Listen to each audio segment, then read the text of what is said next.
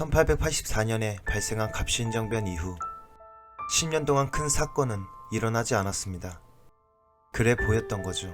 사실은 겉으로 드러나지 않았을 뿐 조선은 이미 병들다 못해 썩을 대로 썩어버린 상태였습니다. 그리고 그 원흉은 바로 민비, 즉 민씨 세력이었습니다. 민비와 고종은 청나라에게 빌붙는 칭청 정책을 펼치며 온갖 부정부패를 악랄하게 즐겨왔는데, 먼저 이면씨가 말한 우리 조선의 국모 명성황후 즉 민비께서는 실로 아주 대단한 분이셨습니다. 흥선대원군이 척결한 세도 정치를 다시 부활시킨 그녀는 대부분의 주영 관직에 민씨 일가들을 앉도록 했죠. 몇 가지 일화 중 하나는 민씨 세력의 인물 민영식에 대한 이야기입니다. 그는 민비라는 백을 등에 업고 막대한 부를 축적했습니다. 욕심쟁이였던 그는 국고에서 본인 주머니로 치부한 금액이 70만 냥이라고 합니다. 당시 국가의 세입은 480만 냥이었는데 국가 예산의 7분의 1 수준이었으니 어마무시한 양이었죠. 당시엔 민씨라는 성을 가지고만 있어도 아무로 함부로 못했다고 합니다. 굉장한 백이죠. 민비 본인의 사치 또한 상상을 초월했으니 갑신정변 직후 칼에 찔려 죽기 직전에 민비의 조카 민영익이 있었습니다. 그를 치료해준 사람이 알렌이란 외국인 의사였는데 살해금으로 20만 냥을 쾌척했습니다. 그리고 이는 현재 가치로 따지면 약 50억 원 정도라고 합니다. 그녀의 여장부로서의 모습은 여기서 멈추지 않습니다. 그녀의 주치의였던 릴리어스 언더우드가 결혼할 때 민비는 축의금으로 100만 냥을 쾌척했습니다.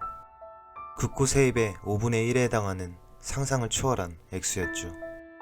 미신에 빠져있던 민비는 무당을 불러 구판을 벌이는 것을 즐겨했는데 국고의 10분의 1가량을 시원하게 날려먹습니다. 흥선대원군이 10년 동안 쌓은 국고를 단 1년 만에 써버리는 기적의 클라스를 보여줬던 민비. 도대체 이런 돈은 다 어디서 나왔나 보니 바로 백성들을 수탈해서 얻은 사치들이었죠. 주요 관직에 오른 민씨 일가들은 벼슬을 돈을 받고 파는 매간매직으로 막대한 부를 쌓았습니다. 이게 진짜 부패가 상상을 초월했는데, 관직을 사서 지방으로 내려가면 얼마 안 돼서 돈을 더 바친 사람에게 관직을 뺏기기도 했죠.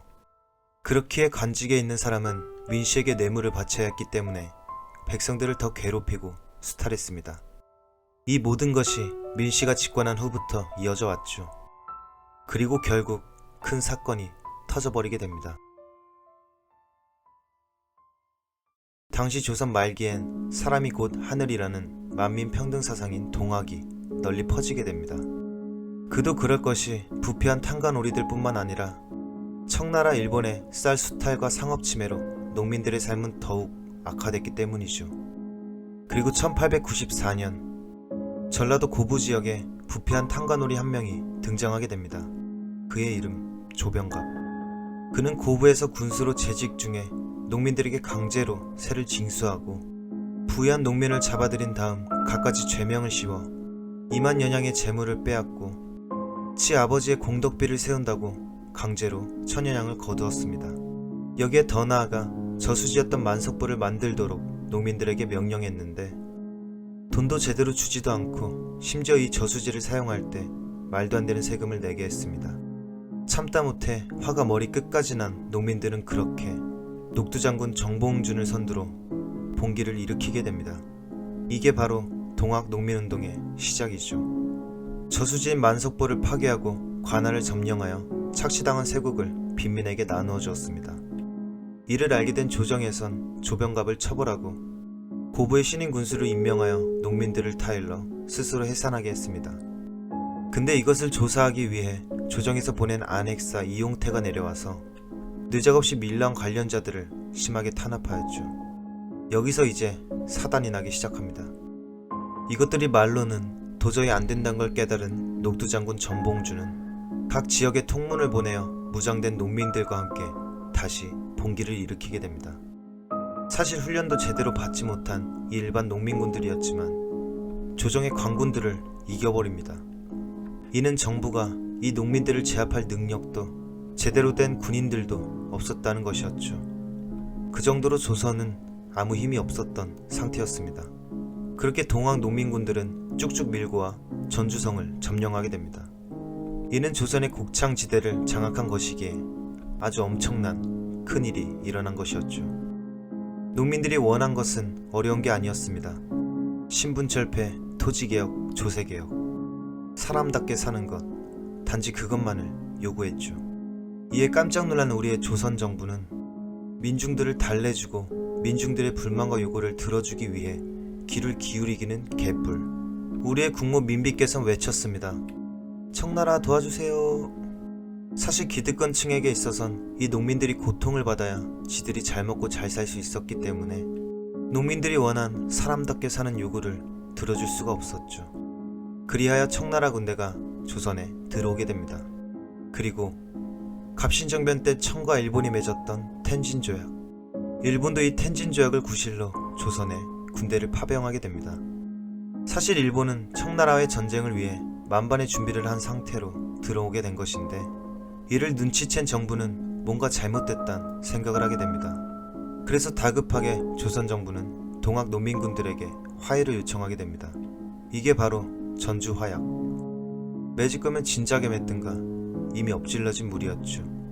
그렇게 농민들은 해산하였지만 일본은 조선 정부의 철병 요구를 거절하고 경복궁을 점령하게 됩니다. 무려 조선의 공식 요청으로 철수했던 청일 두 나라의 군대가 들어와서 그렇게 청일전쟁이 발발하게 되죠. 그리고 청일전쟁의 승기는 일본이 잡게 됩니다. 본격적으로 일본은 조선 내정 간섭에 앞서 개혁을 실시하는데 신분제 폐지, 재혼하는 과부, 과거제 폐지 등, 이게 바로 가보개혁. 그들의 악랄한 숨은 의도가 있었지만 이는 갑신정변 동학농민운동이 발한 요구들이 이루어진 것에 있어서 참으로 의미 있는 결과였습니다. 하지만 이 모든 과정을 지켜보고 있던 그들, 바로 동학농민군. 동학농민군들은 아무리 민비, 즉 민씨 세력의 목을 따고 싶더라도 조선의 외세 세력이 침입하는 것을 용납할 수 없었죠. 사람답게 사는 요구를 일본한테 바란 게 아니었던 겁니다. 그리하여 녹두장군 정봉준을 중심으로 동학 농민들은 개혁이 아닌 일본과의 항쟁을 목적으로 다시 대규모 봉기를 일으키게 됩니다. 그리고 여기서 대단하신 우리의 중전 민비는 본인의 목을 걱정하여 외치게 됩니다. 일본 도와주세요. 그렇게 일본과 손을 잡고 동학 농민군들과 전투를 벌이게 되는데 아이러니하게도 정세는 동학 농민군 대 조선 관군과 일본군의 연합군이었죠. 치열한 전투가 벌어졌지만 유감스럽게도 신식무기로 무장한 그들에게 동학 농민군들은 잔혹하게 패배하게 됩니다. 그리고 결국 녹두장군 전봉준은 잡히게 되죠. 그가 죽기 전 왜 난을 일으켰냐는 물음에 그는 말했습니다. 일어난 것은 난이 아니라 백성의 원성이다.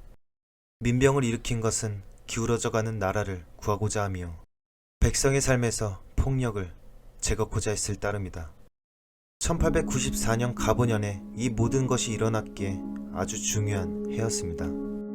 위로부터의 개혁은 불가능했기에 반봉건적, 반외세를 외치며 아래로부터의 개혁을 꿈꾼 동학농민운동은 이후 농민들에게 큰 영향을 준 대규모 민중혁명이었습니다.